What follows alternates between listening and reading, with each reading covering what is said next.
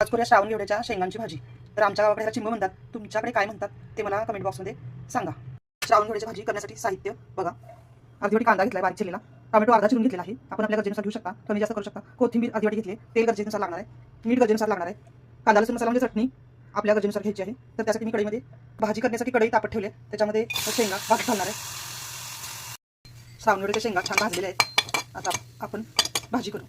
कढईत तेल तापलेलं आहे, 2 चमचे तेल घातले, जिरे 1 चमचा घ्यायचा आहे, तेलात घालायचं. जिरे तडतडले की कांदा घालायचा, कांदा भाजल्यावर टोमॅटो घालायचा. टोमॅटो भाजत आल्यानंतर शेंगा श्रावण घेवड्यात घालायचे. थोड्याशा तेलात परतून घेऊन थोडीशी हळद, एक अर्धा चमचा हळद घालायचे.